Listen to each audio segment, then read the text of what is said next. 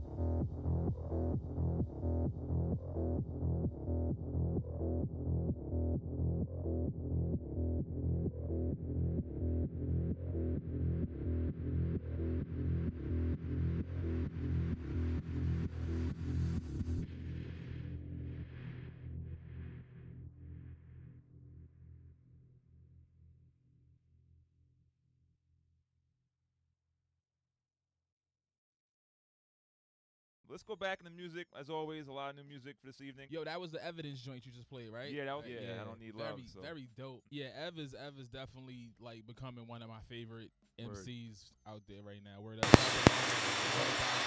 get back into some music. Right, there we go. Can you guys hear me all right now? There we go. I've removed and replaced everything, so it's all moved around so much in the last day. I'm not too surprised. So there we go. Can you hear me all right now?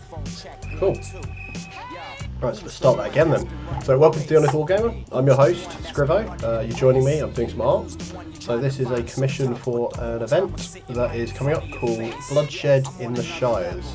So it's based in the town of High Wycombe, and their Bedfordshire, the county that it's in, their logo is a swan, so it's a battle swan for sort of their logo that I designed them, so doing that in a sort of combative kind of pose with a load of Age Sigmar folks. So I've already done the pencils, done the inks, so I'm just going to get busy on some colours. So let me know what the sound levels are like, because obviously I've had to unplug everything and replug everything today, so it's a little bit different to how it had been. So yes, so wouldn't that be cool? A battle tome of battle swans. So they've done, they've already done dice even, so I've got some dice with this battle swan on, which is pretty cool. So right, let's get going. So what I'm going to do is do what I normally do, have a nice vivid background. I'm not going to go with the bright pink because I think it's a bit obnoxious. It's the first thing in the stream, so I'm going to go bright orange instead. Yeah, music's a bit hard to judge sometimes for me because I've got headphones that are a little bit, I've got my own volume switched to them, so which makes it interesting. Yeah, I can see that my kind of sound bar's kind of just getting masked by it, but there we go. How's that sound? I'll switch to something slightly less street, as they say. Okay, so what I'm going to do is also make the inks a little bit transparent. Just helps with highlighting where I'm doing my colouring in. So obviously I'd like to thank everyone that's tuning in. Obviously I've got it set up now so that we are live on YouTube as well. So after a test last week where I had just any old music, YouTube were very quick to the mark.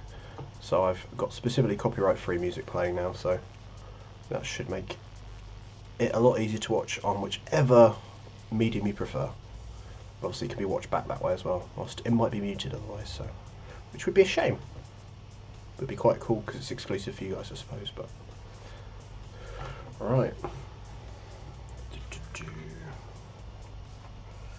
So they've actually already released tickets for this event, and I believe it's already got a reserve list. It's sold out mostly before they even got the tickets on sale, so which is pretty cool. And I do believe there may be some filmed coverage for it as well, but I'm not sure what's officially been announced yet. So, but I'll grab the TGA link when I get a chance, so I can put that in the chat and in the show notes for everyone as well.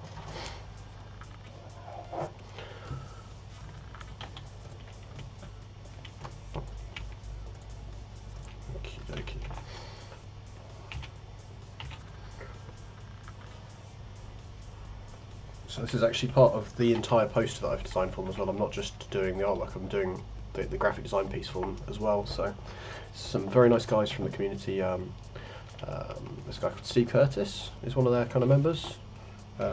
Quite popular, kind of well-known competitive player that does a lot of death-themed armies.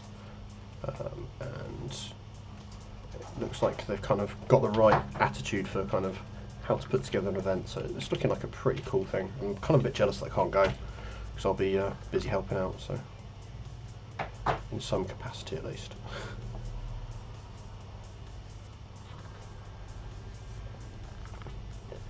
So let me know what you guys are up to in the chat, what hobby you're up to.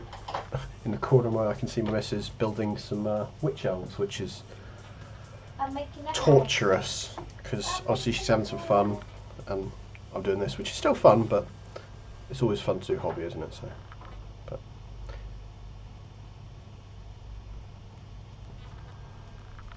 right.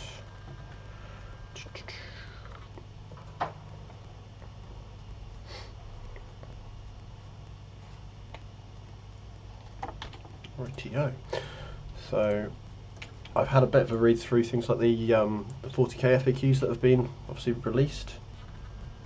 I'm just kind of a bit, I'm still mulling it over, because like a lot of the times when there's these FAQs, everyone's saying it's the end of the world, and I'm actually, I think I've come to the point where I just go, I don't really mind. As long as it doesn't utterly cripple one of my armies, I'm all good to some extent.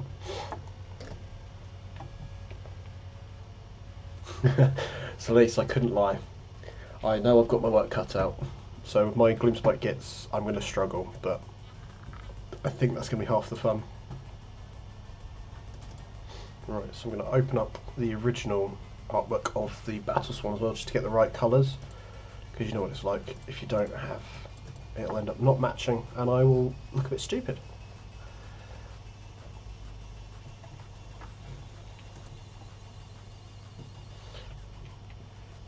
I think what doesn't help is Rob's already said he's got some spare, so he's going to be enabling her defeating me. So I think he's just doing it to be vicious, but it's all good.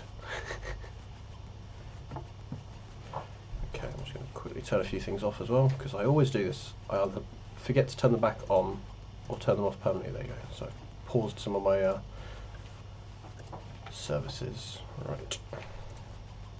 So it was this one. It was meant to be that colour. Cool. And the helmet as well. So this logo that I did for them was very much meant to be designed so it could be used on whatever material they needed to do it. So if it was printed onto dice, the artwork, when shrunk down to that size, would still be clear, or when they're doing t-shirts for embroidery. So it's quite a simplistic sort of approach. So doing this poster has been quite nice, because it's kind of tweaking it a little bit and making it a little bit more visual. So it's quite cool. So I can show you the whole poster as a whole as well. That's kind of a sneaky peek once I get this bit done. Okay, so as you can see, the original is quite vivid, because it's just a lot of, it's very kind of red tones, and I think it works quite well. So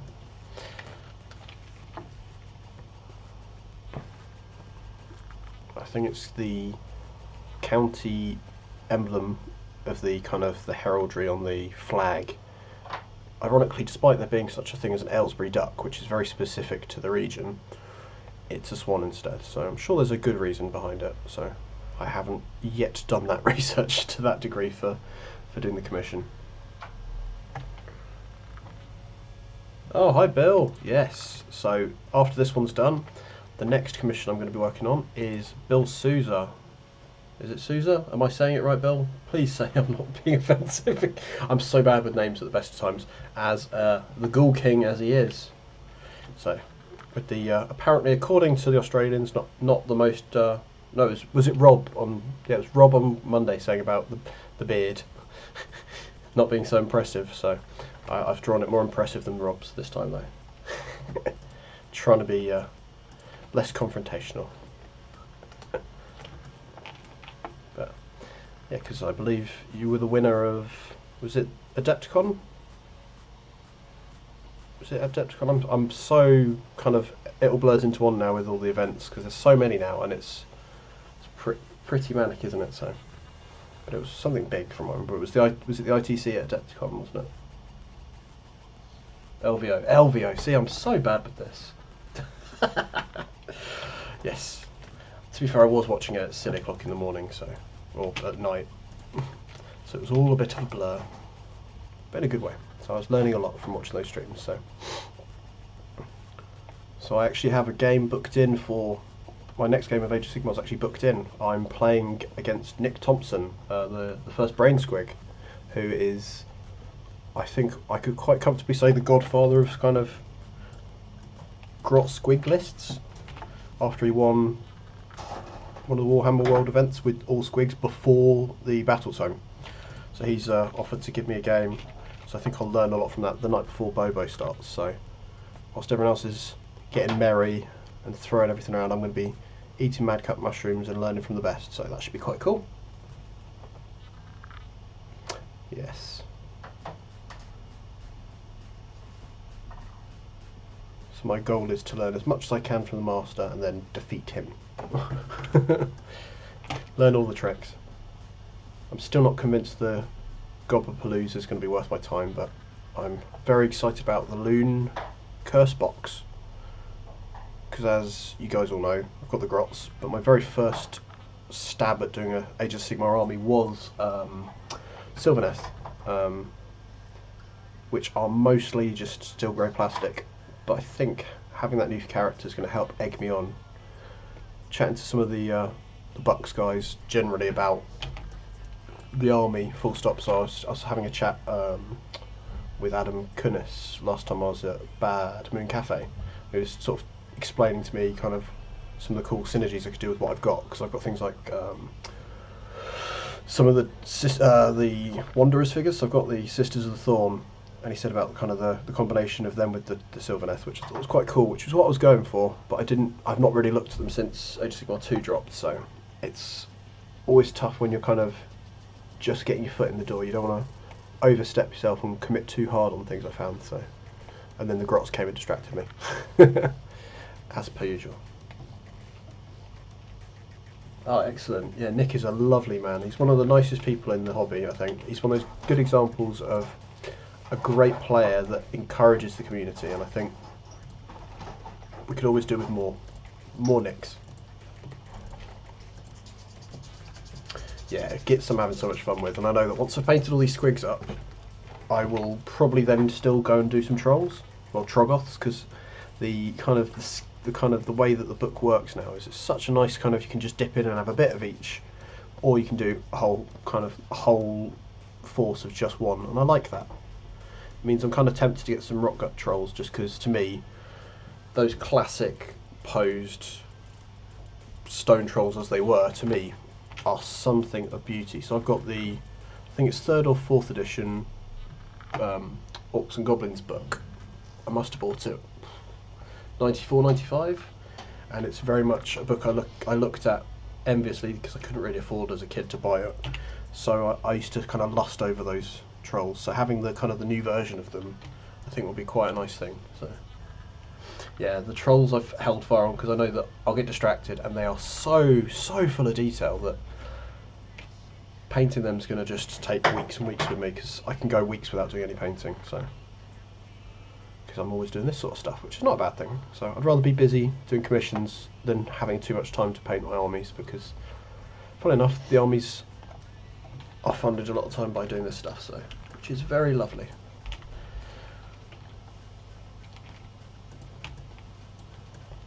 course, if you guys do like what I do, but don't fancy stretching to a commission at some point, no bother at all. But I do have a coffee page as well, so it's on the screen, I believe, just above where I am, which is just co-fi/Scrivo, and it is simply a way of buy me a coffee if you fancy it. So that's a nice way of saying thanks if you want to, but no pressure at all. It's all cool. It's all good. Just I'm trying to get better at least telling people it's there.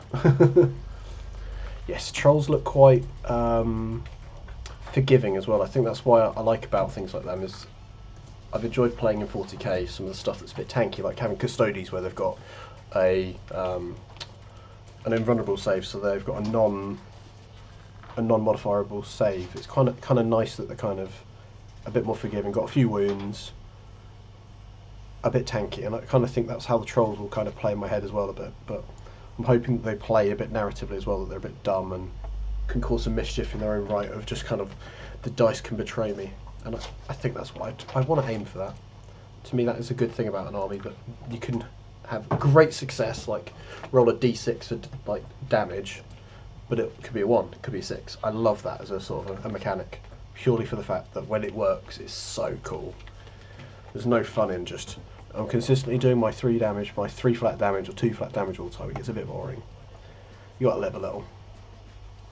I think that's probably why I don't do great a lot of the time at games, because I get a bit too carried away with that stuff. So with the 40k, I do like my shock attack guns, so especially the new Vigilus one, which I think is a thing of beauty. Potentially 12 shots with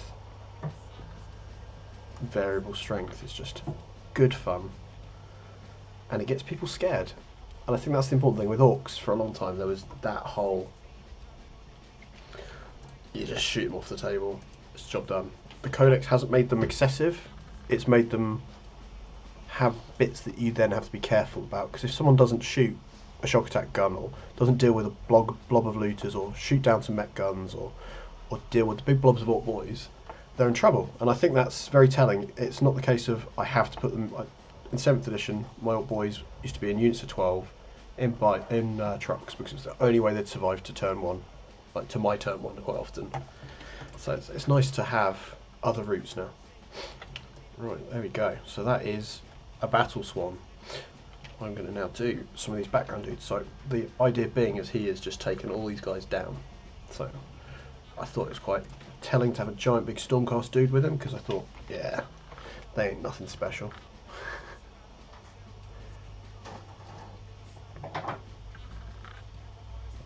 Okay.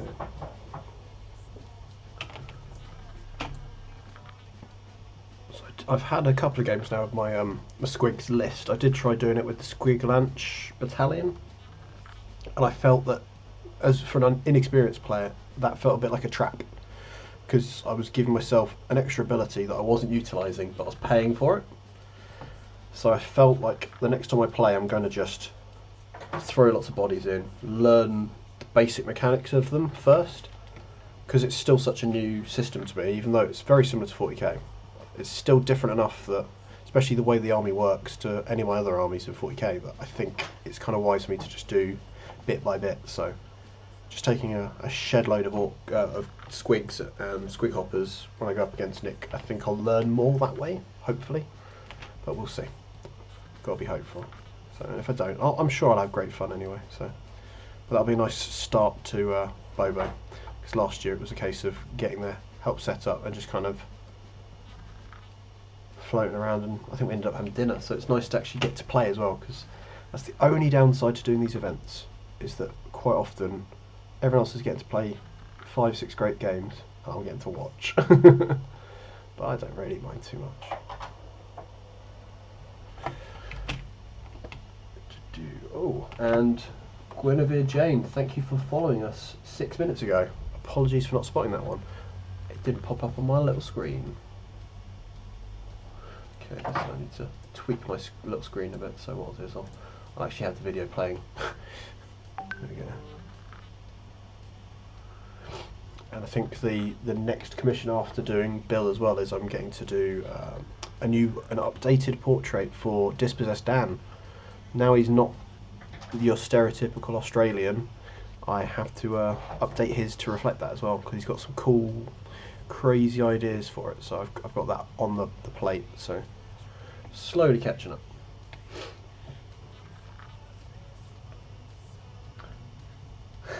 Battle Swan, terrifying honk, flat 12 mortals on a 6. Unless the target has bread. Yeah, bread is not good for birds. The worst thing you can do is to feed them bread, really.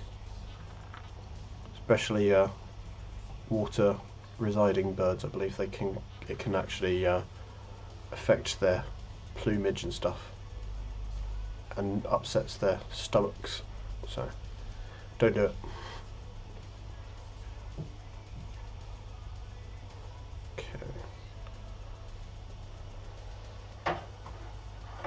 So I think the big challenge is going to be on this one is that they're all either dead or as close to dead as possible. So these guys are going to need to be utterly battered up.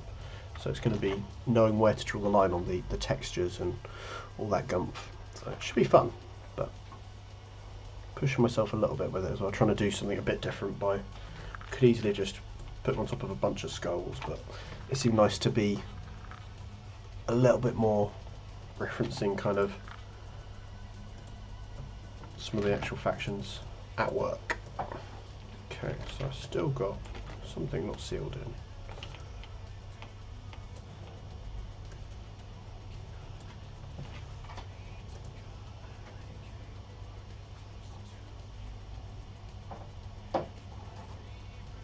Okay, somewhere I've got an open gap, and I will spot it. It's been a very long day, so my brain is not quite there. I think I see it, it's on the top. There we go. Yeah.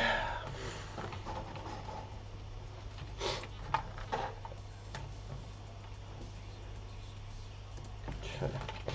So I'm going with very much the box art style paint schemes for them as well. So the colour schemes, because I figured if it's just a generic Stormcast, it makes sense for it to be the definitive kind of what everyone kind of sees and goes, oh, that's a Stormcast. Although I still look at them and think, oh, maybe that's a Custodi from a distance, because they are so similar.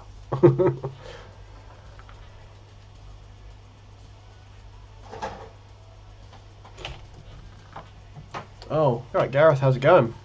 I can see Gareth Howard in the chat. He's one of my club mates, so he came up with me to Into the Hellstorm 2, and ironically we had to face in one of the later rounds, which was interesting because we'd kind of been practicing against each other, which I think may have given me more of an advantage than to him, because it was more I was refining my list when we were playing than changing it up each time for specific situations. It was almost like my list ended up being designed to beat him, or at least be close to, so but yeah, it's all good fun. Are you still out with work, or are you home for the week now?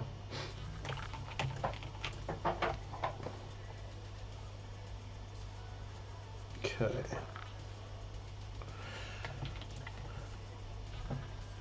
So even more importantly, the Gloom Spite boxes, not Gloom Spite, Gloom Curse boxes, Gareth splitting with me. He's one of my local club members, and he's dipping his toes into Age of Sigmar, so hopefully it means I'll get a few more games in, because there'll be more people locally playing now that I've got the missus playing it. Gareth dipping in as well. Ironically, when I did go up against another Deathwatch army, I did struggle against it, but it was a very different build, and I made one critical mistake of forgetting that they have a stratagem very similar to, it might even just be the same one, the Auspex Scan. So I did jump some boys right in the open. I lost 27 of them to one lot of -1 to hit, like him shooting on a -1. He still managed to kill 27 of them. I think that was an oversight. The next to jump went into a building that he couldn't see because it was ground floor ruins block line of sight in ITC, which was great, but by that point I'd lost a 270 point unit to my own stupidity. So, and I think the game before that I'd had Nikos with his 4 knights. How many knights? There was a lot of knights. Do very similar. but I think I was more in shock that I was going to play Nikos, and it hurt. But it was a good little weekend, and it's kind of got me kind of interested in playing my orcs a little bit more as well, and I'm trying to do a few more events with them, so I think that's the important thing. Is I want to stick to, like the other guys on the channel are doing, I'm going to stick to playing orcs in 40k competitively, because yes, I've got the other armies to kind of palette cleanse every so often, but orcs are the first love for me, so it feels a good fit, especially when they're not an obviously like top tier army. Right, the Gravecaller, how you doing? What are you up to whilst you're tuning in? And thank you for tuning in, as same to everyone, in fact. Yeah. So good at this today. I am so with it. Right, let's get a little bit of brown in the background. So I'm currently just masking out all the colours. So it's like doing a painting by numbers, but I'm doing the actual picking the colour, like where the colour's going to be as well. So it's quite a simplistic thing to do. It kind of helps mark out where everything goes. Just means that I can then worry about things like shading on a separate layer, because this is all done on the right hand side of the screen. You can see I've got a couple of different layers. One is all the inks. I've done the inks for the swans separately from these guys, just in case, because sometimes it's nice to have. Ooh, a message on Twitter. I'll have to check that. It might have gone into my other box. I will check that in a moment for you, just to make sure it's there from a week ago. Okay, that might be, yeah, in the requests. Aha, I have it. I've accepted it. There we go. I will read that after the show, buddy. There you go. Easily missed. That's the downside to having my my DMs open, is that they don't automatically come through on certain ones. It's strange, so, but there we go. It's all good. Okay. Yeah, so this event's actually in quite a really beautiful, there's a private school, I think it is, they've got the hall rented from. And essentially, they're in Hogwarts for it, which looks pretty cool. And they've got bespoke terrain that their club has, a guy that basically builds things like ruins and tropical plants and stuff into terrain for them. So they've been getting that guy to do all the terrain for their tables. So they've got, every table has bespoke terrain, and it's all different ones to match the mats and stuff. It feels like a very good premium event, and I'm glad that they're taking things like the promotion seriously as well, and getting me to do things like this definitely will help, I think. So, because it's kind of nice to have things well branded rather than just a bit of GW art that's been essentially pinched, because that cat is a little naughty, but it's easy to turn a blind eye at. Especially when most TOs do end up doing these things on essentially operating at a loss normally. So these guys managed to budget it to include this, which I think is really cool. So, and I'm always keen to kind of help out local events, especially because they're only about 40 minutes drive away from me, which is quite far when you don't drive, but like I don't, but it's still close enough that they're one of my local clubs really. So I was keen to support them as best I could, and I wasn't going to be able to support them by playing because I'd still be on single figures, I think, so at that point. But it's all good. It's all good. Okay, so this lovely Iron Jaw, I'm going to paint him with yellow armour as well, because I'm trying to just stick to the, essentially the box art, I think, just to give it a very obvious focus, so that people look and go, yeah, that's an Iron Jaw, not just it's an orc. Because there is a difference. So yeah. Okay.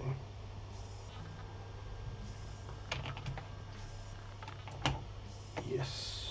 So, and if you guys didn't tune in last week, I did a pretty. I'm still really kind of reeling from how proud I am of it. A piece of the new Keeper of Secrets.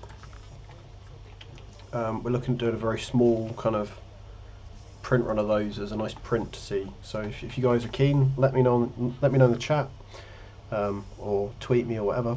We're just going to sort of test the water and see, because we'll do kind of some big high quality A3 prints of that. Because it was something I kind of, when I finished it, I just went, I'm so pleased with this. An iron jaw, they know it's dead, yeah.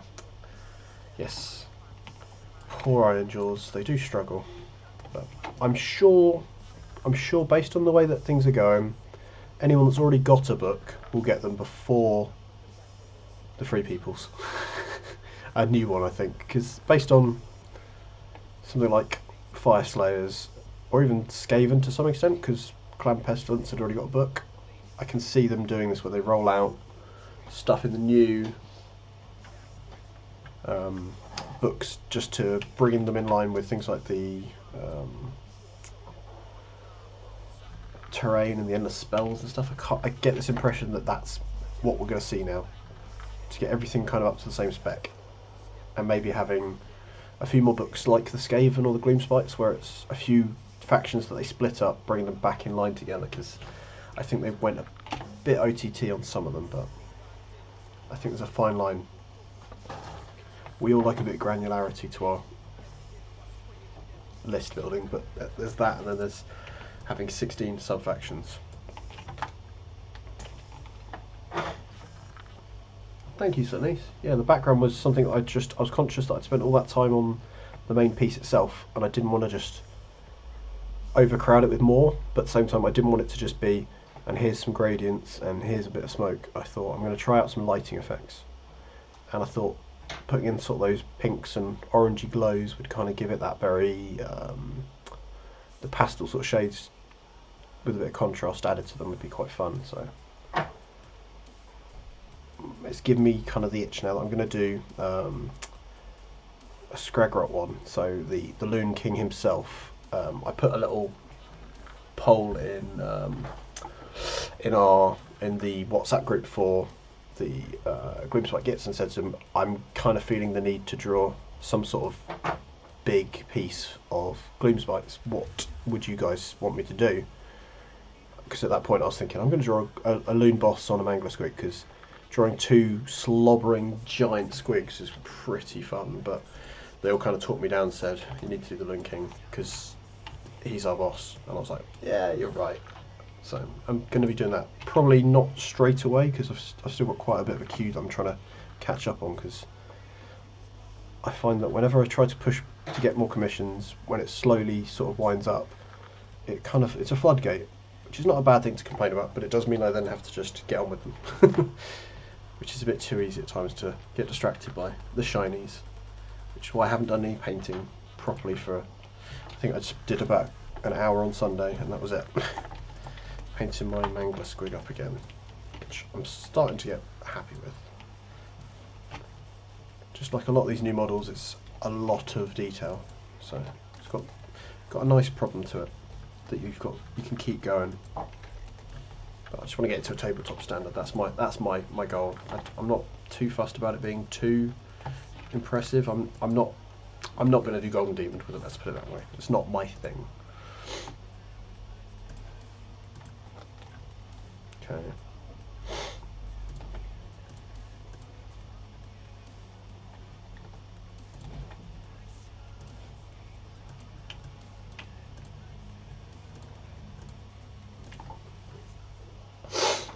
Yes, it does feel like there's a lot of, like they did with 40k. In Age of Sigmar, they've kind of got a few rules that they like how they're approached, like here's how the rules work, here's how we break them for specific units and factions. It seems like they've kind of, this whole striking first thing's become the new version of like the get vect or regaining command points in 40k. It became kind of, everyone had it, apart from there's a couple of factions that didn't, and it was then, funnily enough, those people were hard done by it, and it all becomes a bit more of a sub game almost. And I don't know, as someone that's very much a layman for the game, I'm kind of curious to see how it goes. I'm trying not to get too invested in any of kind of these sorts of mechanics and rules, because at the end of the day, these games are almost a living system now. They're going to just keep updating them, so I'm not too worried about it changing up and not being the same. As long as my figures still get rules, don't really mind. Okay.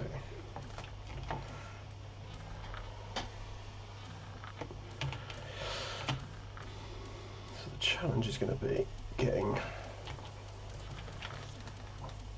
a night haunt that is a dead ghost but also still looks interesting.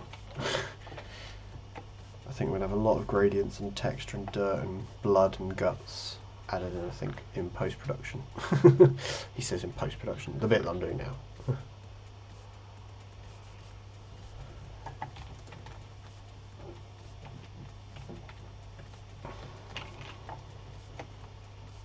Okay.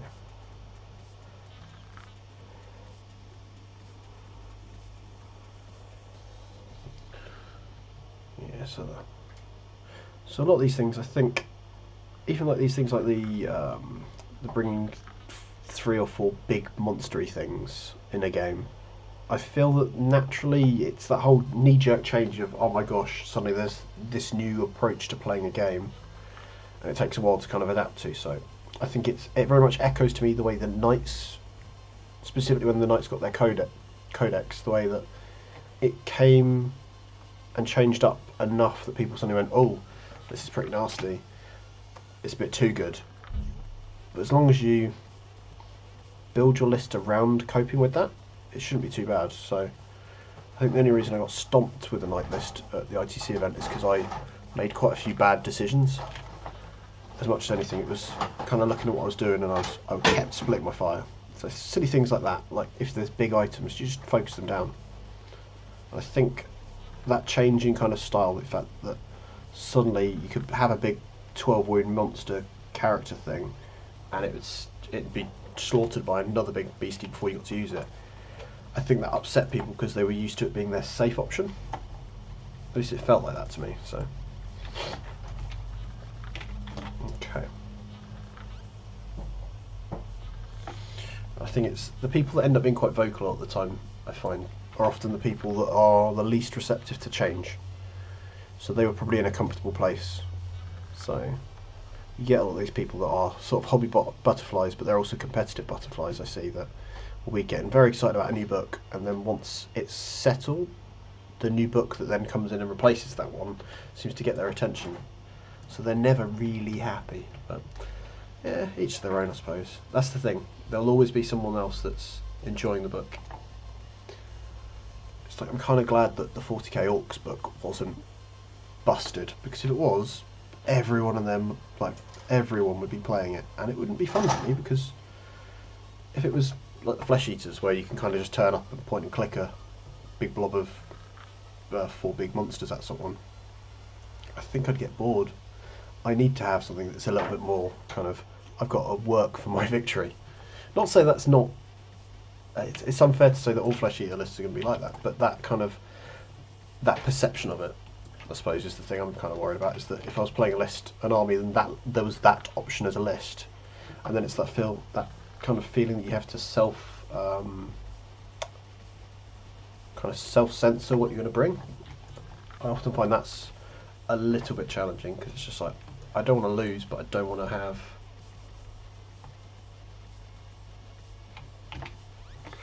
something that kind of just doesn't stand its own at all. And that's the balance, and I like that.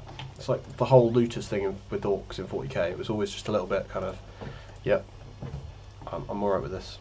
I'm alright with not bothering to use them the way you do, because it's a trap. It is always a trap.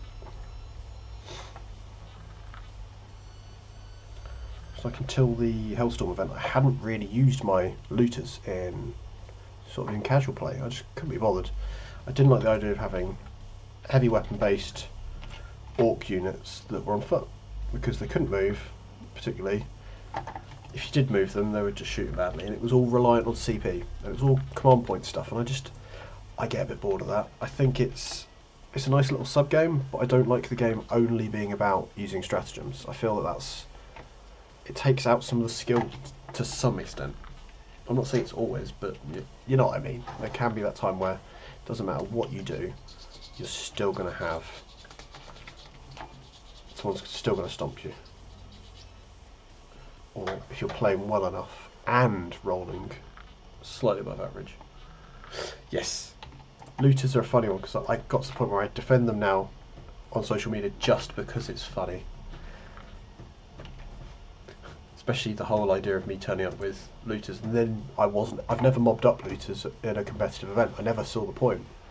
I thought if I did, it's just a bigger blob for someone, and I just spent the CP to do it.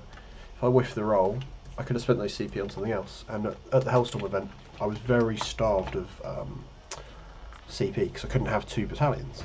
So, to me, I just thought I'm only going to use those for important things like Unstoppable Green Tide, because I feel bringing back a unit of boys can make more of a difference, really. This was the one that made me feel sad. It's drawing this poor little grot because he's obviously not had a good day.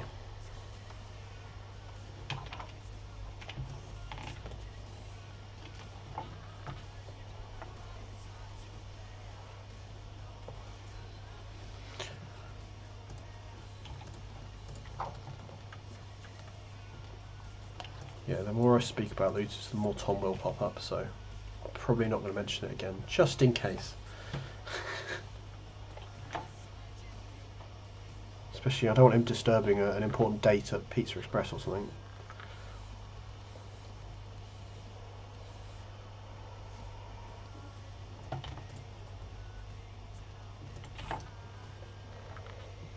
Okay. Oh, just a sword left.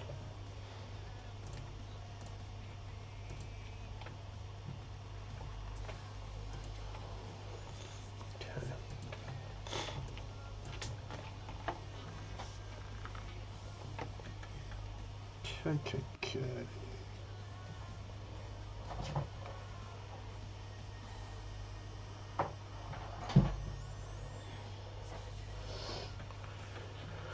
Yeah, so let me know in the chat what you guys are all up to at the moment.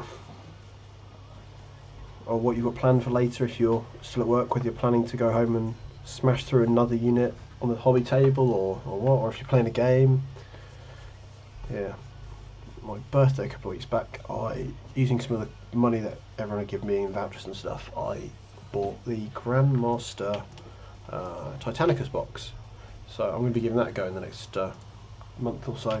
So that should be quite interesting. So I'll probably be chatting a bit about that as well on the stream. So I'm going to get in contact with some of my friends in the community. Like Sean from Twisted Dice is a pretty big Titanicus player. So I'm going to hit him up and maybe have a chat with him on the show one day, because there's a lot of lore and interesting bits to it, because they're doing it in the Heresy sort of style, where they've got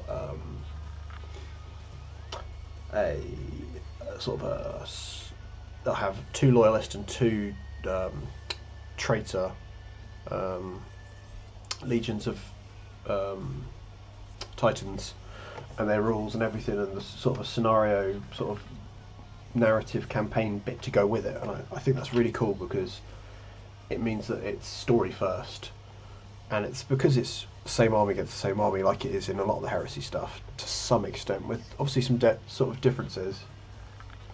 It's a little bit more balanced, I'm imagining, and from what I've heard about it, it's got some cool sort of mechanical bits to it. So I'm interested to see, but I've got to build it all and paint it and then get around to it. But I'm sure it'll be worth it in the end. Cool, and so Dimensional Cascade is going to be streaming on their channel tonight, so Skaven versus Stormcast. Oh, cool. Any specific battle plan, or are you guys kind of just going with it? Because I'm always curious to hear what people's kind of first approach is if they're going to be doing a game, if they're just going to pick one of the ones out of the General's Handbook, or... Oh, Starstrike, that's a pretty solid one. I like that because it's very variable, isn't it? So at least makes it a bit different, I think. Okay. Inverse. And boom.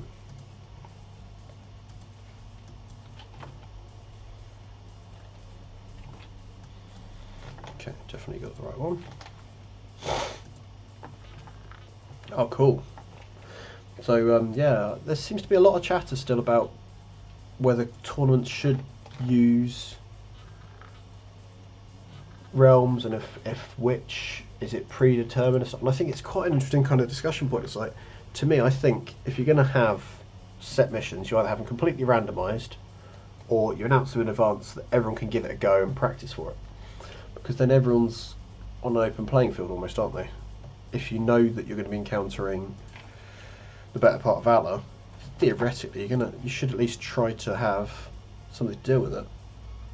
I think realms don't feel like they're entirely tested to the degree that there's enough control over what ends up being done. Sort of if a scenario can sometimes help one faction more than the other, and I think it's a bit too much at times, but I might be wrong. That's just from a layman's perspective as well, so it's, at the end of the day, always just, like all good things, it's an opinion, so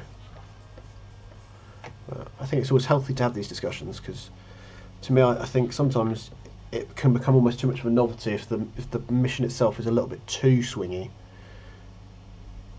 But then I think there's nothing stopping TOs like the Sydney Slaughter Pack. They've built scenarios kind of that are similar in certain ways to some of the missions, but different enough. So they've kind of made it their own, and it means that they can do something that feels like better part of Valor without there being that wonkiness. So I think it's quite cool that there's obviously the demand for it as well. So I think it's interesting. So okay, so I'm now doing the shading. So this is just, this may look a bit strange at the moment because I have it set to normal. So what I'm going to do is put it to darken, 35%. And if I put the inks back up, there you go. So I'm now adding in essentially just a layer of just basic shading. So this will hopefully then bring up any of the pieces that need kind of raising up into kind of to suggest shape. So obviously things like heads and stuff, normally they're not just flat. I know it sounds stupid me saying it, but the amount of people that will often kind of, if they're drawing something, not consider that you've got something like a head is not a block even. It's got so much curve to it that you end up having to put in some texture, sort of shade to it, to kind of give the suggestion of it. It's not always just enough from the line work. It will at least suggest it if you're doing it right, but not always. It's like this. It's like putting on a little bit onto the chains. Suggests that they suddenly are that shape as well.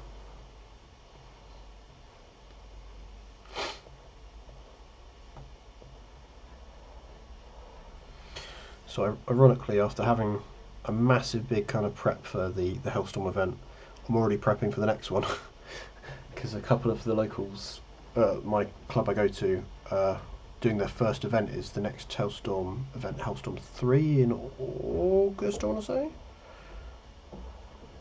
So I'm kind of helping them get their head around the ITC pack, because obviously if you're used to playing just chapter approved or basic rulebook missions, it can be a little bit different, at least, especially when there's considerations of what secondaries and stuff, and I think that's interesting to do, and it's vital, I think, from my own mistake of playing practice games against the same person.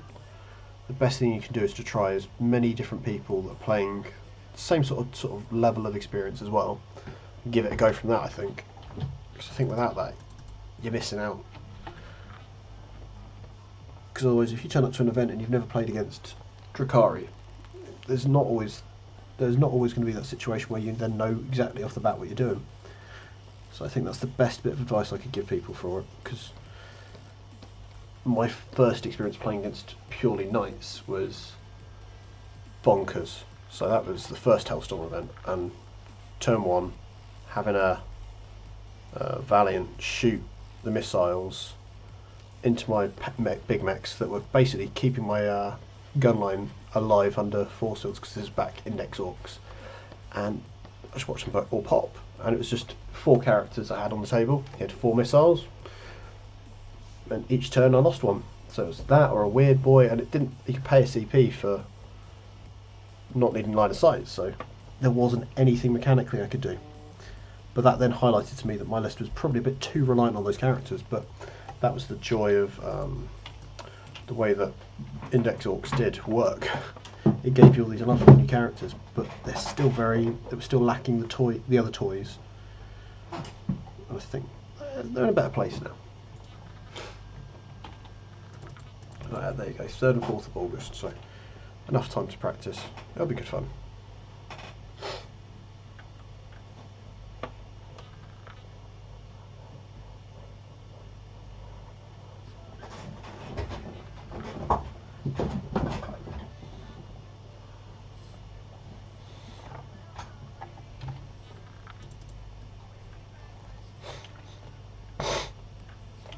Okay, so there we go. Starting to show some actual shape to him as well now. So I think what I'm going to have to do is the background's going to be very classical, so I want to do it kind of fiery burn in the back, like burning stuff in the background, some smoke, very much like your stereotypical kind of. There's a hero at the end of a battle and he's lying on the bodies of his enemies. It's very much taking the mick a little bit, I think, in a good way. So.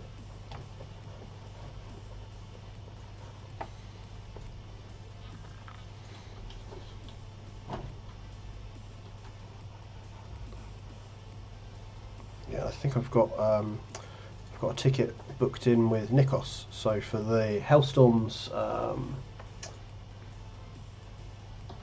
team doubles event they're doing in July, I want to say. Currently looking like it's me and Nikos and I going, giving it some fun. So we're probably gonna. I think we're looking at doing orcs just because we've both got an orc army, but. You never know, we might end up finding something equally as silly to go with. It should be interesting because there's no super heavy detachments or Supreme Command air wing detachments, sorry, allowed. So it should limit how much bonkers flying spam and knights basically aren't on the table with it, which is maybe a little excessive, but I can understand. At the end of the day, if you haven't read the pack when you're signing up to an event, you can't really complain. So I looked at it and went, cool, I can cope with that, and I can understand the reasoning behind it. So, plus those boys do run a good little event. They've always been good fun so far. So I've done 2 of them, and I'd say that I've had. Yes, drawing this grot was such pain. It's like I felt so saddened. It's like the bit in, is it Never-Ending Story with the horse? Where he's having to drag him through the swamp. Yeah, it felt like that. Yeah, it wasn't nice. But drawing the Stormcast, I was like, yeah, this is fun. Reforge this. But it just shows my swaying allegiances. I did try playing Stormcast, but it felt a little bit too straightforward, and I don't think I'm a very competent general, but I found them too simple as an approach. It felt almost like if you're playing pure Space Marines, it's not necessarily easy to play. They're not busted and broken, but the amount of forgiving kind of reroll mechanics and stuff like that, it's a lot of consistency and reliability, and I like high risk, high reward. I think that's more my style. I like to gamble, and it's taken me a while to realise this. The idea of rolling a dice on a 5-up hitting sounds pretty rubbish, but it means when you do hit, it's nice. You think, yes, especially if it's above average. You think this is all right. But if you fail and you're rolling on a 3-up, something's going wrong. I did find that a lot with playing Custodes, that somehow I'd be hitting on 2s, re-rolling 1s, and I'd still roll 1s into a 1. So I think that's why I gave them a bit of a break for a while, because they weren't forgiving. It's too much of a handicap.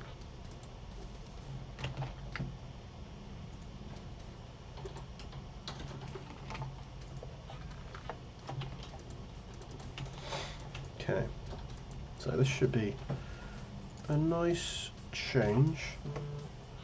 than just doing a portrait. So the next one I'm going to be doing is going to be Bill's Ghoul King, which I think is going to be great fun to do, because I've tried to mix it up a bit so it still looks like him, but also still looks like a Ghoul King, which I find sometimes can be quite hard in these portraits, because if you're trying to capture someone's likeness, it's all well and good until you introduce too much of a change. Like one of the Bucks guys, he's a portrait I've done recently. In fact, I'll get it up. It's on. I've already got it open. I've drawn him as a Skaven, but I've kept his face, and it's, you can't draw a rat man and then it look like that person. So I don't think there's anything wrong with just kind of. There's two ways I think of doing the portraits. It's whether they want to be a rat or whether they want to be them as a rat. And I think there's a fine line between the two.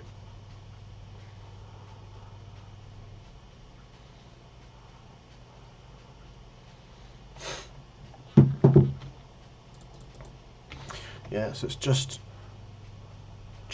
over, I think it's 2 weeks till Bobo, which I think is going to be pretty bonkers with what we've got planned. So last year was the first time I'd ever been to an Age of Sigmar event. First time I'd ever done any live streaming of games. My experience of that was doing sort of 10, 12 years ago, doing this, just sitting streaming on live stream, and very different. There was a lot less people that could watch that stuff, so funny enough, when I got bored, it got bored. I stopped doing it. So yeah, Bobo looks like we're going to have some fun stuff planned, so I think it's going to be interesting to see how everything lands, because by that point we'll have potentially even another book after Slaanesh, because if you think about it, the rate they're dropping, they could drop another one in 2 weeks. I don't think they are, but it does feel like that pace is there, because obviously there isn't 40k to release as much as there was this time last year. So last year there was obviously this whole, we need to release all the books as quickly as we can, but now they don't. It's feeling like Age of Sigmar's having to get the fill, not because they would necessarily want to keep the pace, but obviously to keep up with last year's sales, they've got to have something new, haven't they? So I think it's interesting that they're refining or releasing new stuff that's sort of not quite a reprint, because obviously Skaven was a bit of a change up, but it's something that I don't think people would have expected to be next, which I think is a bad thing, because I was itching for a Clan Scry book. When I first got back into the hobby, had bought Island of Blood. I then put it in my cupboard, got distracted by some 40k orcs, and then when I came back to it, they weren't selling Island of Blood anymore. It didn't exist as a universe even. So this whole Age of Sigmar thing was just like, oh, okay, I don't know what this is, and there isn't a book for my army yet. I'll shelf this for now. So it was kind of, ironically, probably put me off a bit more than it should have. It was only watching Warhammer Live and then it converting into the Honest Wargame that I took an interest in Age of Sigmar. So I think it was, like a lot of people, it was such a step change losing the world that was, that it was a bit daunting, and it was an excuse not to be interested. Some of the kind of the changes to how the rules are done and things like these new books, I think helps. So everything seems pretty damn solid that I've kind of seen come out. It's not all perfect, but it seems quite consistent in places. But you'll get, if you're going to have new figures, they look cool. I've very rarely been disappointed by the new sculpts. There's times where they're not for me. Like I've kind of learned that there's nothing wrong with factions not appealing to me. It feels weird though, because it's just like you think I should be getting excited with everyone else, but nah, they can have their fun. I think it's because I'm quite conscious that I've got enough to get on with.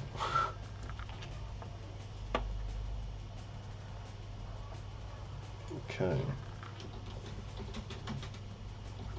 Oh god, this yellow looks bright now. I'm going from all these dark dingy colours.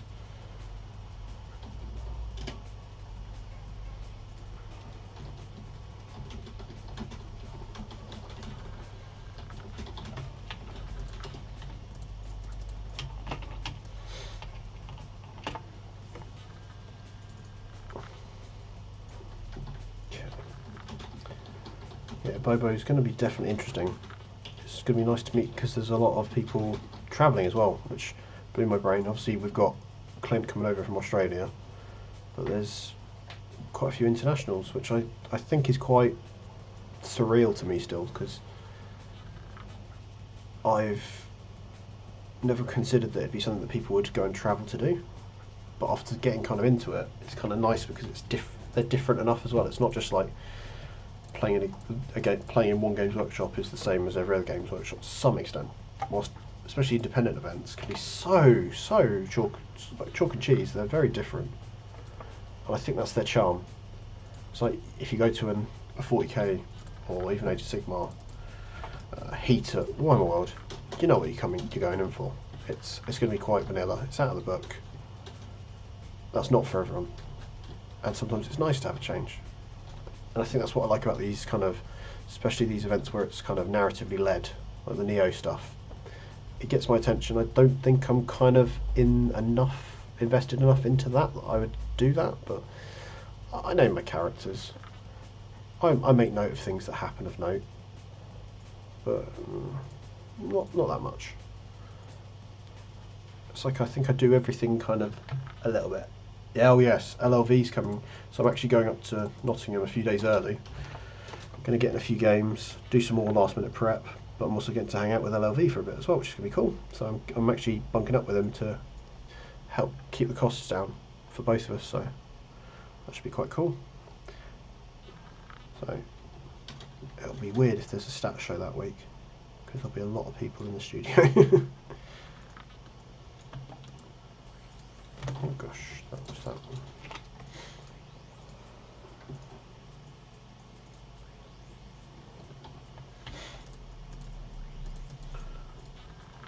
Yes, the stats will be interesting because he won't be able to sit doing the stats in between rounds because he'll be playing, which I think could be quite interesting. So in previous events we've been sort of shipping them over to him overnight to get some sort of stats for the next day's morning type of thing. So it'll be interesting to see if we can kind of set stuff up in advance so that it just rolls.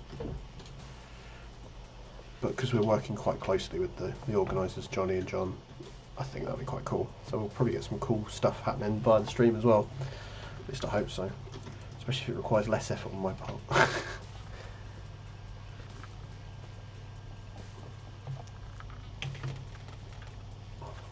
Okay. So I think this sword's definitely going to have some blood splatters to suggest where this poor lad has been smashed across, because it's obviously broken his armour as well. That's one thing I wanted to try to make it sure that it was showing there was some genuine strength behind what had hit him, not just it's a flesh wound. Okay.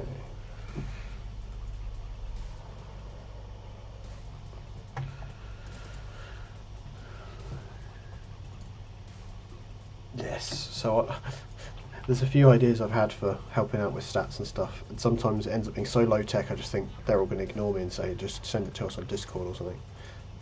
But I've got things like whiteboards packed just in case. I might just bring one with me anyway, just so I can write abusive messages to the commentators that they can't ignore because they think it might be useful. We'll see.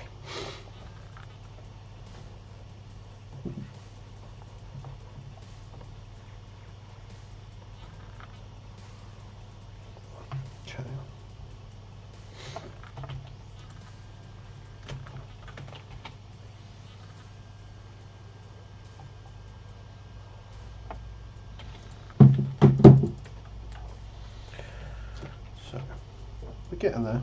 I think what I'll do is I'll get the basic shading done and I might get on and do some of the bill, just because this isn't always the most interesting part, doing the colours. It can be. I think it varies from person to person what they prefer and find most interesting, so just want to make it as accessible as possible for the show.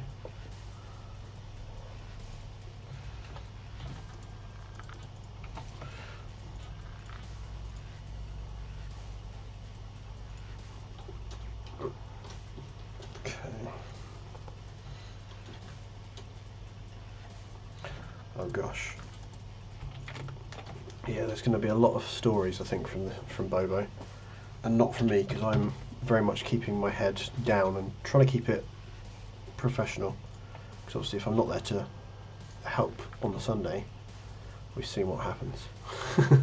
I don't want to have that guilt again.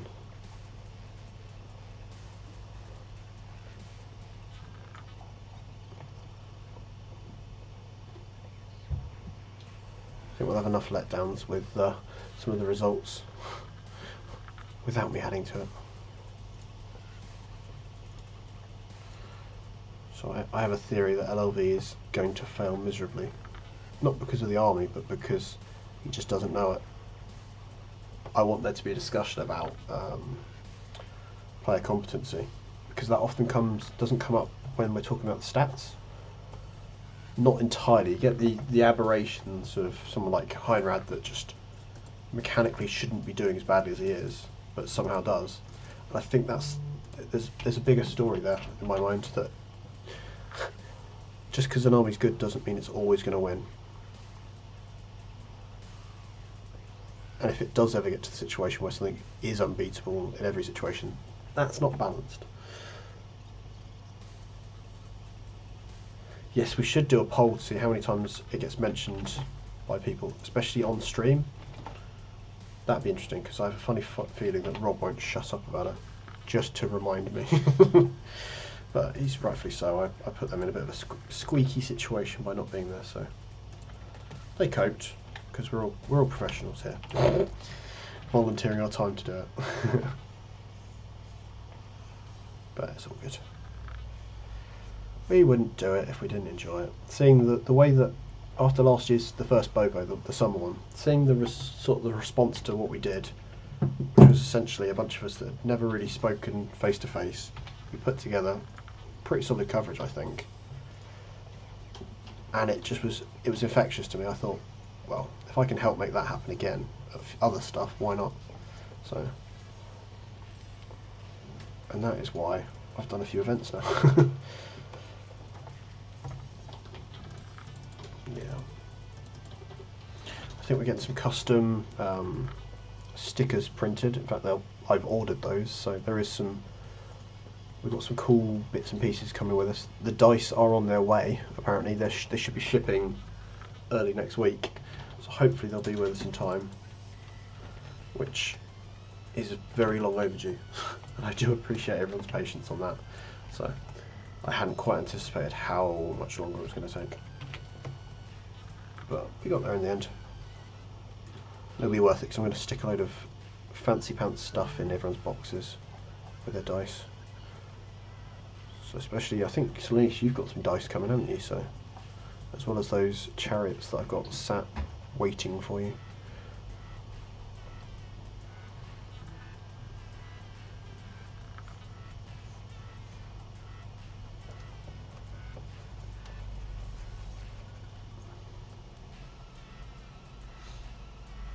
Yes, it wasn't something I planned for either. I think it was the situation of having the generosity of the people at the event. So you had someone like Pirate Pete that was just going, no, I'll get you a drink, and then he'd give me 2 bottles.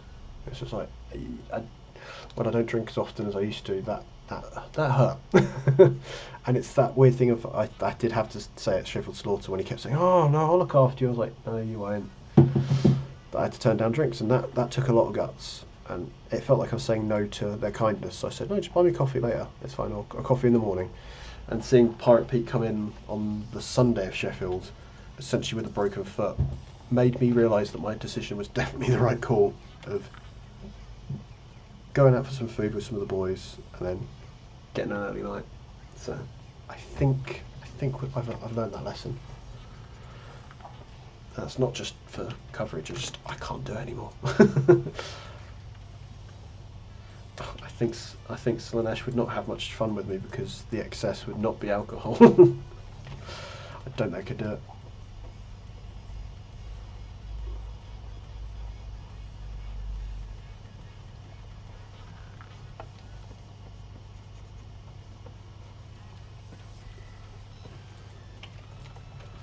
Okay, so I think that's the shading done.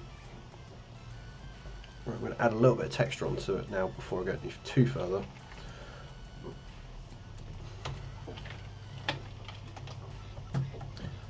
Yeah, I don't really know. That's the thing. the Hedonites book I think will be interesting to me because I haven't really read too much about Slaanesh. I think from a 40k perspective, I think the biggest, obviously, reading all the core rule books from second edition, kind of get bits. You're right, Hook and Pin? I have indeed. It's nice and short because that heat wave last week meant I had to do something. So yeah, Hedonites. The lore piece to them, I knew enough that it wasn't just hurt boobs.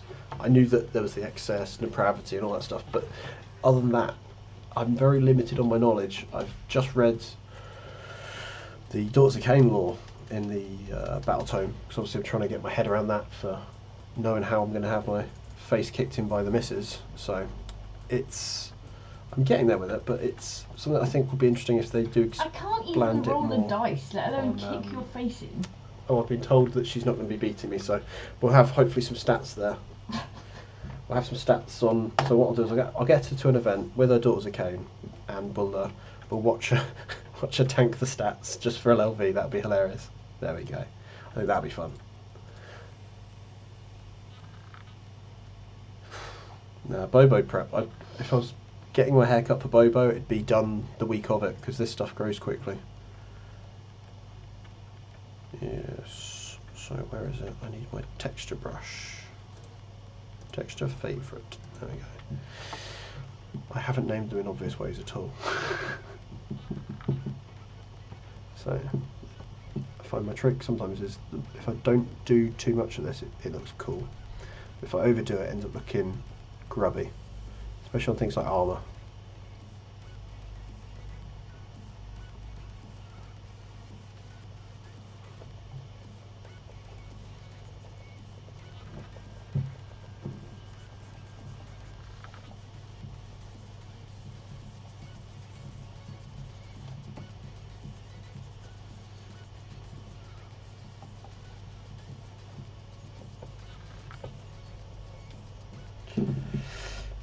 Yeah, so Bobo's going to be interesting because we're going to have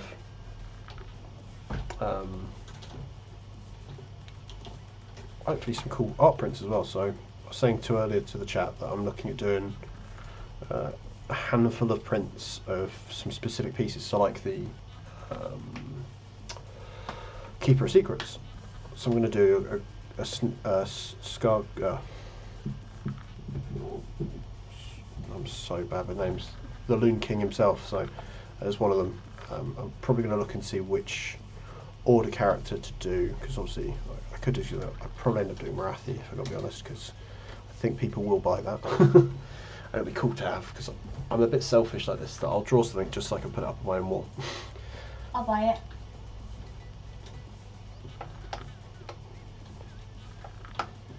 Buy it. There we go. Getting the Scrivlet seal of approval as well. So. Okay, so right, what am I just? Yeah, so up-to-date Chaos Law is going to be interesting as well, because obviously it's been hinted that Slaanesh is at least stirring, and I think it'll be interesting to see if they do. They'll probably.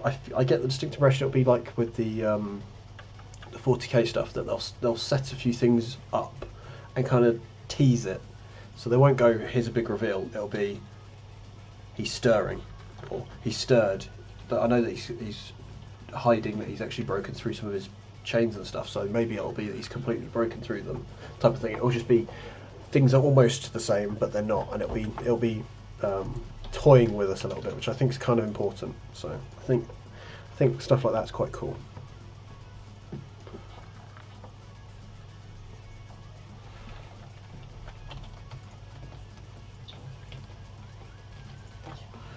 So I'm very much up for the concept of kind of pushing stories and stuff, but without it jumping too much every time. Especially if it's every 2-3 years. I feel that's going to be a challenge otherwise.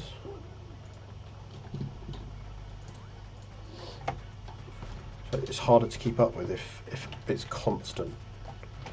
And you're not going to feel bought in if it's essentially a book. Yeah, I think the Slaves to Darkness and stuff like that, I think's why we've not seen things like New Mortal Slaanesh stuff. Because if I was going to release armies, you don't blow your load in one big hit, do you? You're not going to go, right, here is all the new Chaos stuff all together in one big book. You drip feed it. I think essentially putting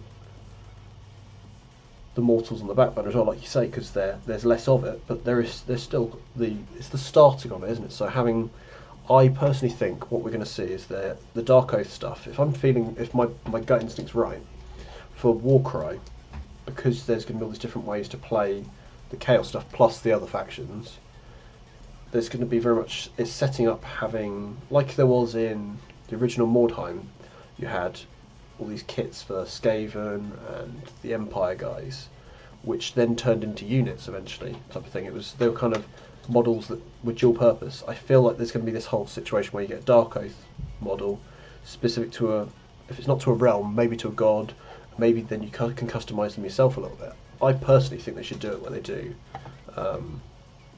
upgrade sprues. So if you've got your Slaves to Darkness, you have like a Space Marine chapter one where you just have even just something simple like a Slanesh symbol to put an icon, or some poxy warty stuff to stick on to make it nurgly looking, all those sorts of things, so that it's there for the less competent sort of hobbyists, because everyone wants to have a go at it. Okay, so this is debris. Let's see if this one's the right one for this.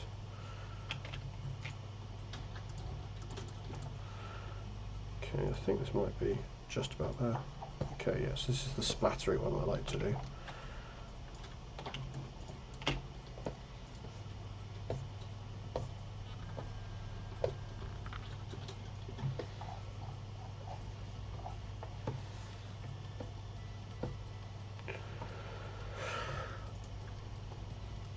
Yeah, I think the problem they have now is that they tend to lean into, here's a set model and it's in this pose, and they're great sculpts, don't get me wrong, but you don't get this situation now where you've got, I can switch out heads from this kit into this kit too easily. The heads are probably the one exception. A lot of it is, there'll be things like the shoulder pads tend to be a thing. I kind of miss that.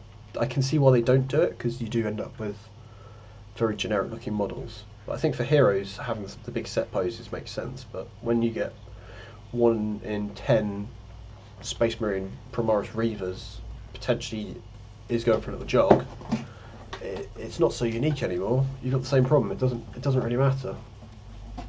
Okay, let's see if I can find some splatty.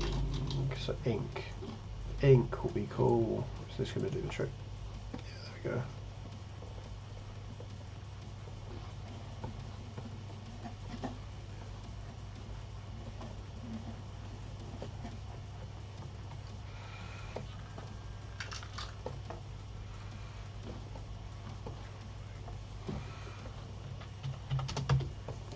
So the trick now is just to be a little bit sparing on this, because like Blood for the Blood God, if you overdo it, you end up with everything looking bloody, and it serves a purpose, but at the same time I think sometimes you can overdo it, but then people get bored because they've seen it done to death.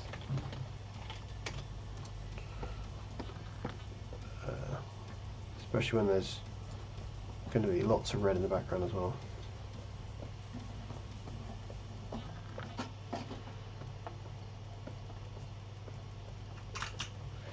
I wish I could do this sort of stuff easily on my figures without it just getting a bit excessive. So, because I'm thankful I have something like the undo button here that can do a lot of the hard work that I undo by going a bit much.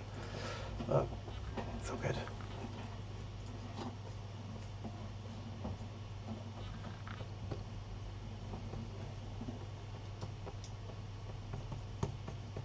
Okay, I'm getting a bit carried away with this already. This is cool. Right, what I'm going to do is get some of the tone done now.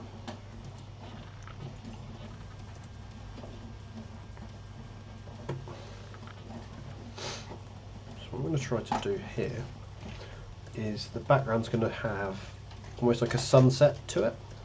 So it's going to give that suggestion of the end of the day. This is all that's left. Because also then, if this poster's up on a wall, they've probably expected me to do something quite vivid, because it feels almost like my wheelhouse now that I do these bright, contrasting bits of artwork. There's no point me just going grim dark these days. There's other people that do that better. My charm, I think, is that I do this very kind of a bit too cutesy at times. That it's kind of cute but nasty.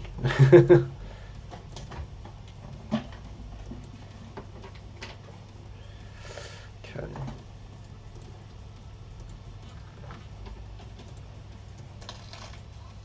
It also is working as a poster, so I think it's probably quite vital that it's at least not too detailed as well, because sometimes you can overburden a bit of artwork with too much detail that when you're looking at it there's just too much going on. Okay, I may as well just finish where I am. I'm getting to that point now, I think, where if I end up stopping now, I'm not going to get this finished for another day or so. So if I get this done, at least it's off to the guys and they can start using it as well. Okay, so clouds. This is my favourite brush.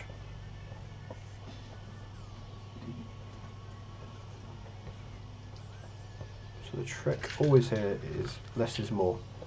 Because you can see on one of the bits I've gone a bit thick there, that it's ended up essentially getting a bit dark, but there you go. I can cover that up.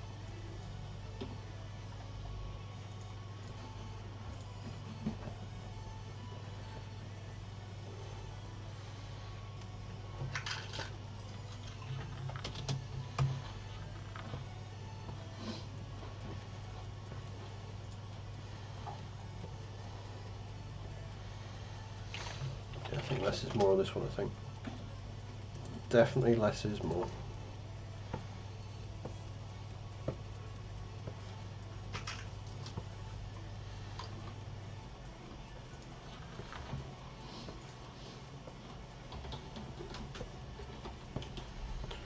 Yes, I think that's the good start of that. What I'm going to do is now do some actual smoke as well, because I tend to find...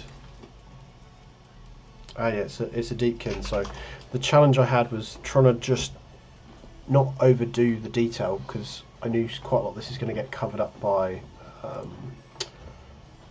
information.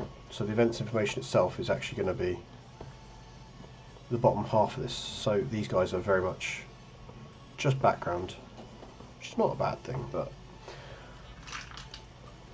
I've very much learned that the more detail I put into something, the more I then feel guilty that I've wasted the time.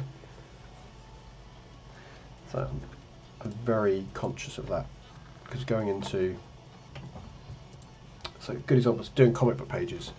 I've sometimes spent hours on the detail in a background, and then I've gone to the letter in my own page, and I've essentially had to put a speech bubble right over that background piece. So you then look at it and go, what was the flipping point of that? It's only then that you kind of appreciate that you've kind of wasted your own time.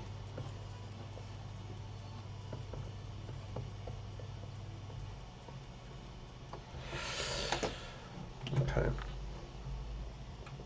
So I'm going to tone down the background a little bit, because I think those two can get away with being... There we go. And then probably the same a little bit with the smoke. It's just there, but I don't need it to cover up too much. There we go. Oh, there you go. Yeah, welcome back. Sometimes it's interesting to kind of, I probably should at some point record one of these and then just speed it up, because I've seen a lot of people do that, where they do kind of the, as it's going, and I think that's quite cool to see. Oh. And as part of the changes of moving the desk, I'm now wired in, not just using a power line cable. We've not dropped any frames so far this show, guys, which is good to see. So I think that's a positive. Yes, it's always nice to be able to show some progress as well, especially not just slow progress. So I'm going to now do hue saturation. This is a trick I've gotten out of the habit of, but it's just to kind of add some contrast. I'm going to probably desaturate quite a bit. It's not this one I want to do, it's the other one. Well, it's not a huge saturation.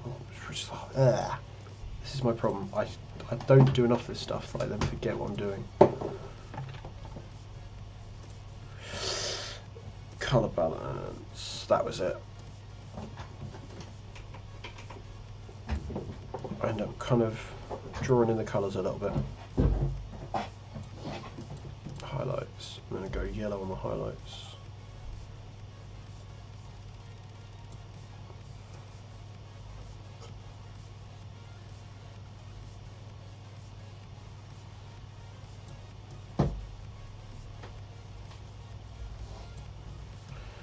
And shadows I haven't done yet. Yes.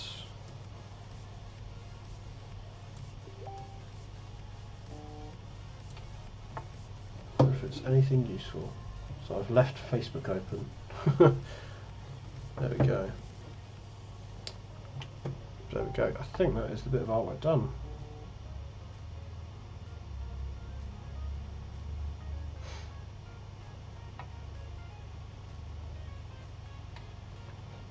Right, let me get this rolling. So, right, there we go, guys. That's that one done. I'm just going to quickly open up Bill and quickly reply to this message because it's a bit important.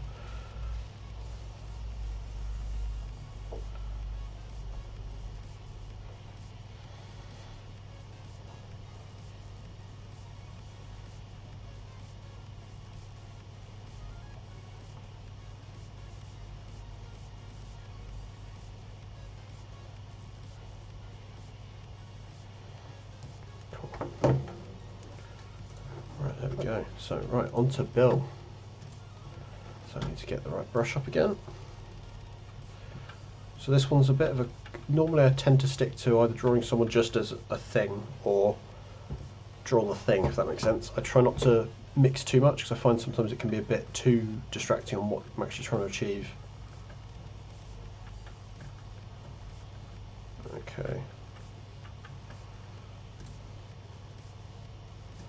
So there we go, Skinny Mini is the brush I tend to stick to. So if this will be the last half hour of it, I'll get this inking done hopefully. So it'd be nice to be able to show some progress on this one as well, because this is a bit overdue as well really. So keep chasing my tail, not quite getting everything done.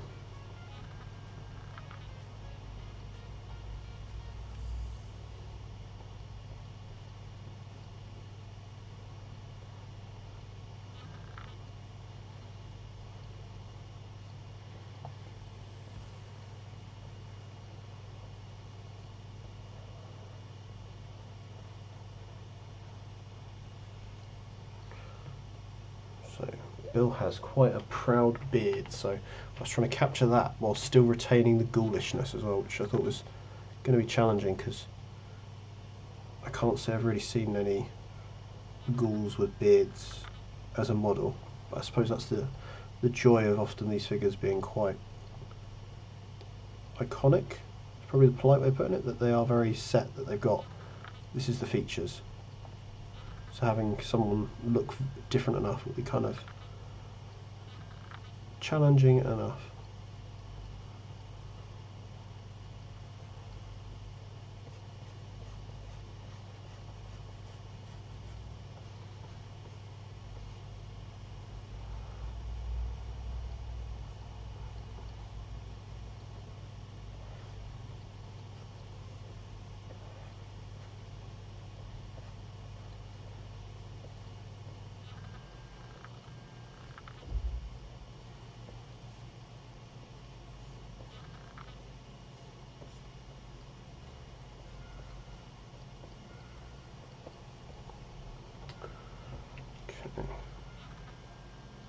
So I've put in things like the skull chain still, because I thought that was kind of such an iconic bit of the model, that they've kind of got always this sort of gross jewellery thing that'll be different enough to throw in.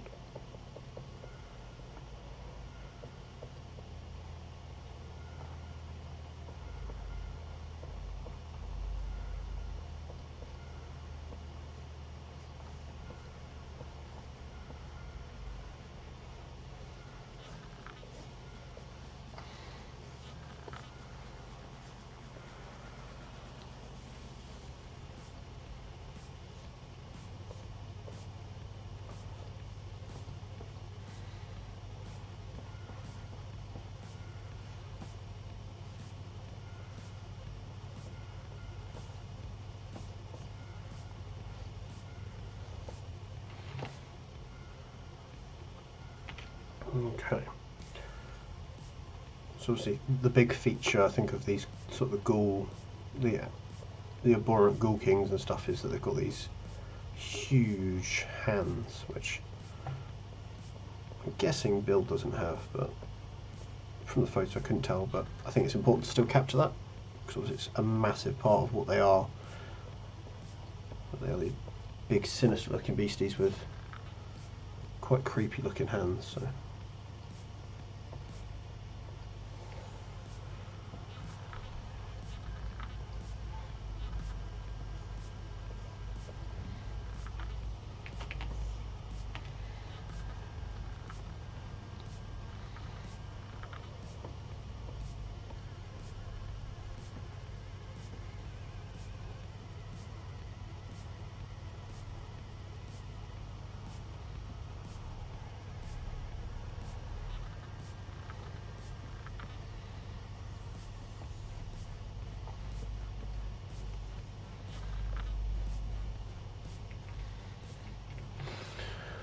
Okie dokie. So.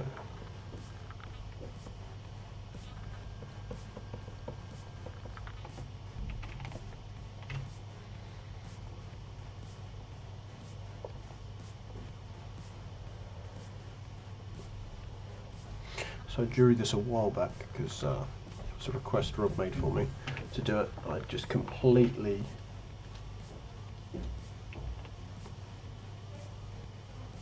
yeah, that's also the big problem I find as well, Sunnis, is that you'll often have, if there's only one figure for that character, I know it's me being quite like, oh, there's only one figure for it, but it means that if it's a very specific pose or isn't too easy to customise, your average Joe is just going to use that model as it is, or have 3 of the same bloody thing. It's a little frustrating at times, I think, but I think that's why a lot of us will choose that as a challenge. So for my 40k Weird Boys, I've used the Weird Knob Shaman, and I've made them look as different as I can, but they still are very obviously made from the same model. And it's a little disappointing after a while, I think, so. But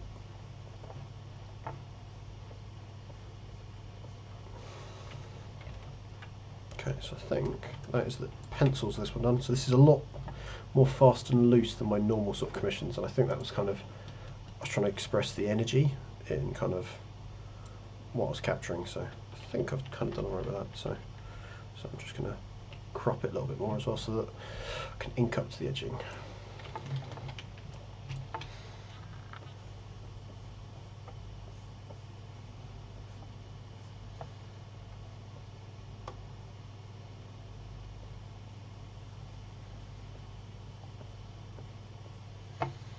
Okay.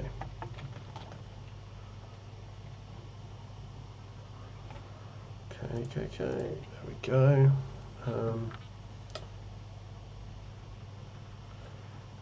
What I'm probably going to do is get those down there.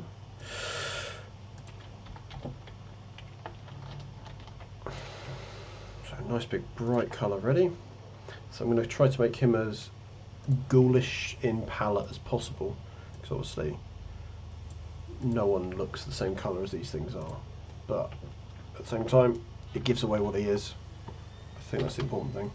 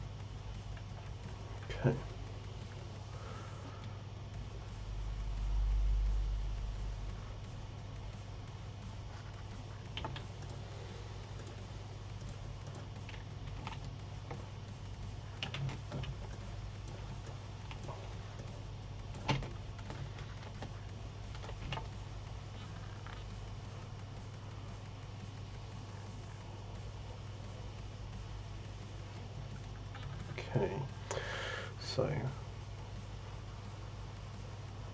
going to skip the claws because I'm going to plan to colour them separately.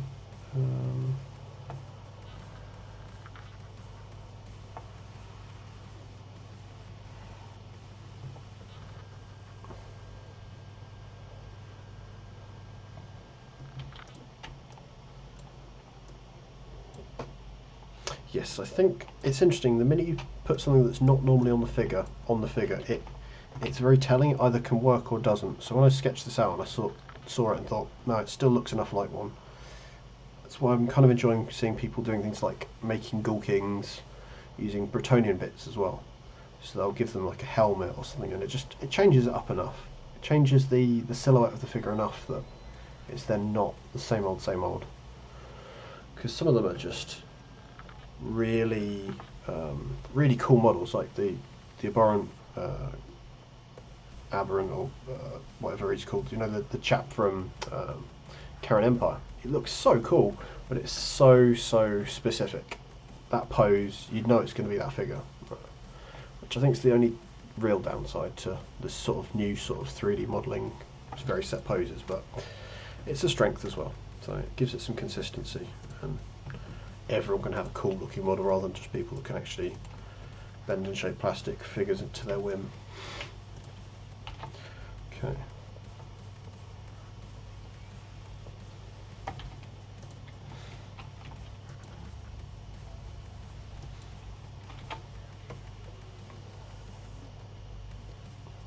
Okay.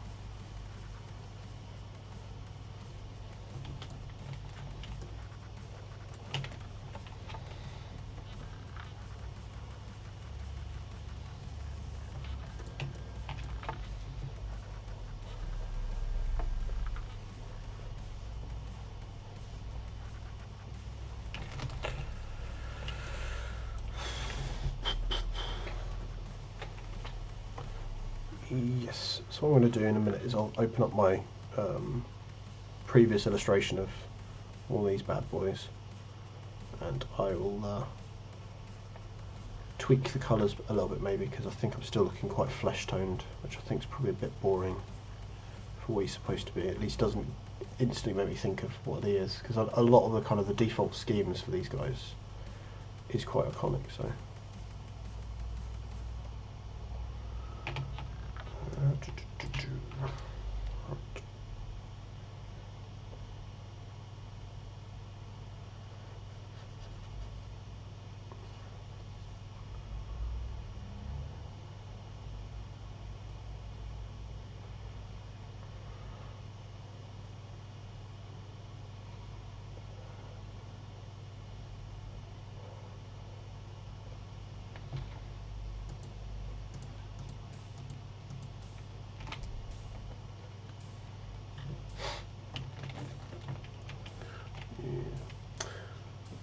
yeah, I'm great. I've spent all day moving. We had a new bed delivered, so we've switched rooms around, so I'm now wide in here rather than being the other side of the building, which is quite cool. Does mean I'm a bit knackered, I think is probably the polite way of putting it, because I've been moving stuff around all day, which is cool. Okay, let's see. Flesh it cool. So here we go. I think it's different. There you go. There, it's a lot darker. I thought it was, but with kind of a bit of a different colour to it. So there we go. It's different enough. There we go. Very telling.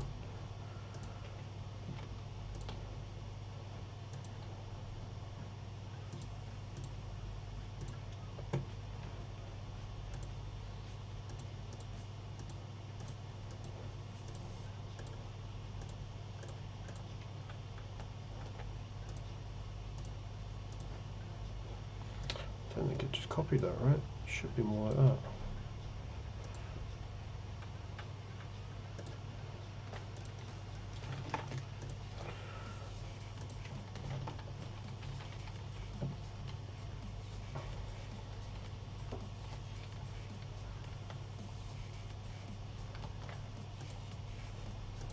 There we go.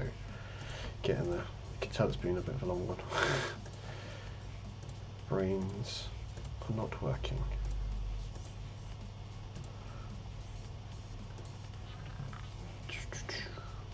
Yes, I think I might sleep well later. Just got to do a few more things after the stream because I keep forgetting a few things.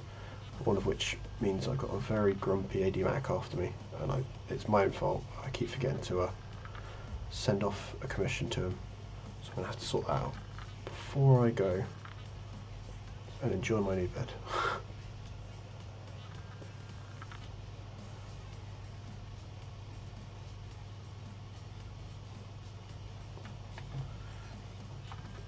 Okay, so that's the teeth just need whitening, I think. And yellow eyes. Yeah, I tried to mix these up, I think.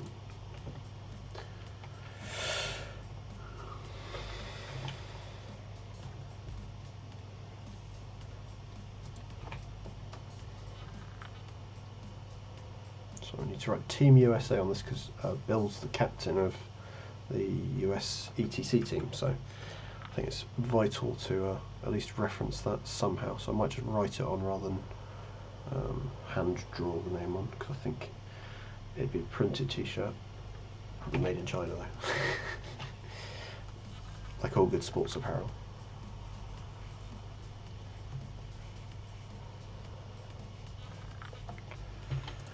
Okay. Give him khaki trousers because that's the obvious way that a wargamer will dress. Practical and functional, probably with pockets. Lots of pockets, just to upset Rob.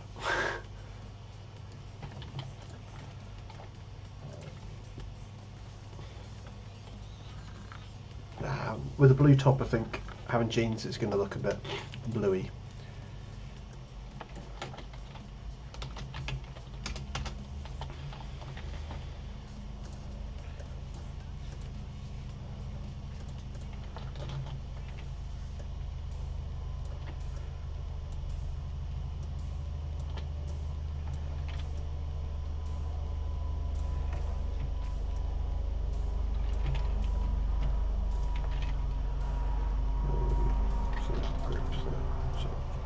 Bit of trickery here to make it just a flat colour. There we go.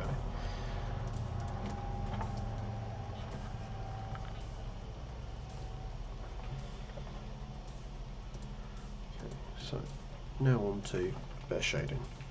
So I think by the time I get this done, it's going to be close to time up as well. So I always think that's fascinating. I can sometimes squeeze, like I thought this wasn't going to get done, and if I'm just squeezing it in, gets it done. That means one more off the pile, because I've got to admit I'm a little bit behind myself, probably about a week, maybe a week and a half behind where I like to normally be, but it's the way these things go at the moment. Just at least I'm getting somewhere, so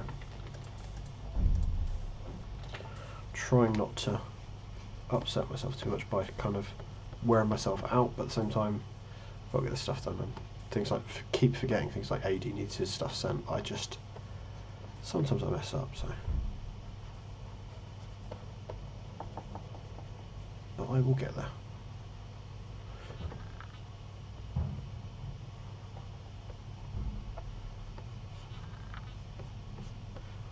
I think that's why sometimes it's easier when I've got them as a digital commission, because I send it and then I forget. And I think that's my problem all the time, is I don't do lots of prints, so when I do, it's kind of out of my comfort zone, and it's another thing for me to forget, so not to make excuses. But he's been very patient. He's been waiting since Christmas, which is beyond a joke, really. Kept being very flexible, so I'm sure I'll have to give him something extra, I think, to say thank you for his understanding. So, but it was one of the last minute Christmas commissions that I didn't think I'd get done, and then it was going to be for Valentine's, which I did, but digitally, and then it's just slipped since then. So, no excuse, but I will get better, I'm sure.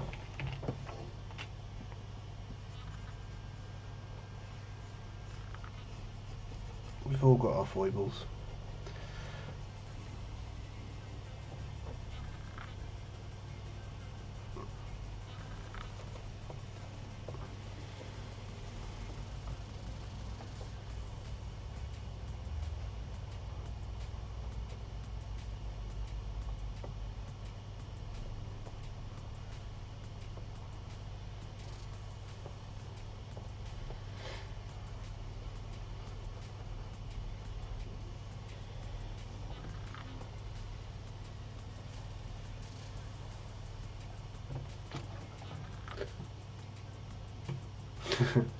For Winnie the Pooh style, yes.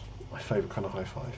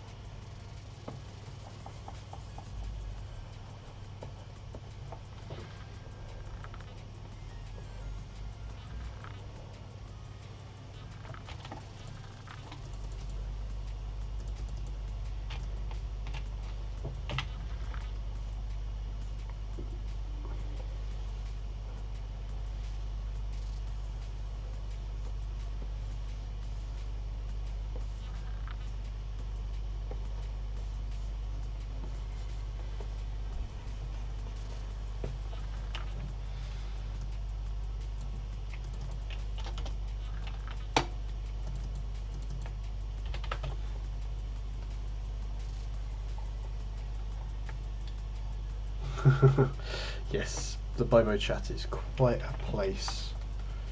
It was quite a rude awakening for me last year, but I went along kind of thinking, oh, this is going to be fine, and then got put in the chat and went, oh god, what have I signed up for? And realised I was one of them. Yes, quite an interesting little situation.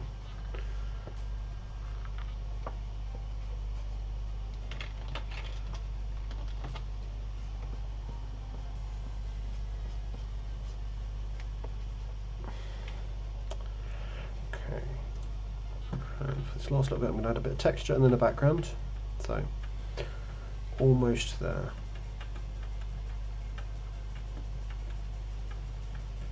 I've skipped past it, haven't I? Losing my mind.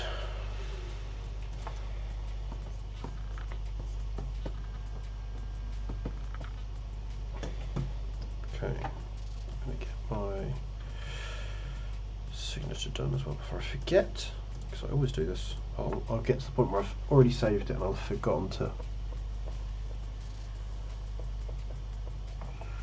because I've realised it's quite important.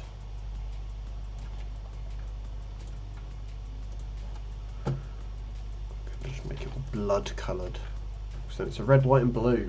There we go. Okay.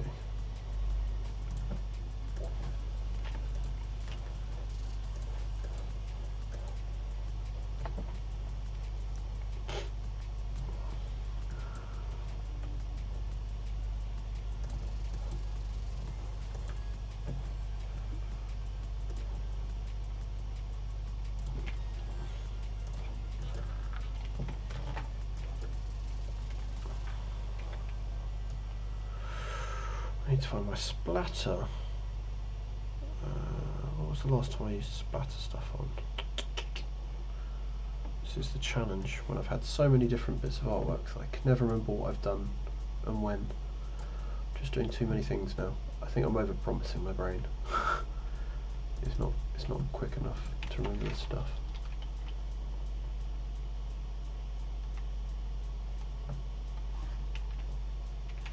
That's just blood splatter, smoke, splatters. There we go. So Brad Glover's commission. I'm going to steal bits from the background on that, because I tend to do this now. I just grab bits of kind of consistent backgrounds that fits my kind of my look, and then just keep going with it, because it's just replicating the same thing again. It's a bit needless at times.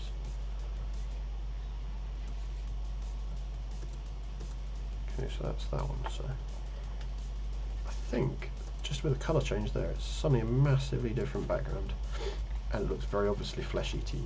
There we go. So right, I'm going to call it there, guys. A few minutes early, but so thank you to everyone on Patreon and Twitch for subbing. You guys make this all possible. Obviously, thanks you to everyone that's sat here on Facebook and Twitch at the moment, kind of joining me. It's been much appreciated. It gives me some company whilst I'm doing all this artwork. If you've liked what you see, sub, follow us, whatever you need to do. Obviously, you can join us on our Discord, follow us on Twitter as well. I do a lot of my artwork kind of updates via that, so I'll just put it in there you go, there's all my deets. So yeah, and I believe the 40k guys are back tomorrow at 7:15 to talk about probably the FAQ, because that dropped, so I'm sure that will be a very interesting show. So cool, thank you guys, and I will see you all next week.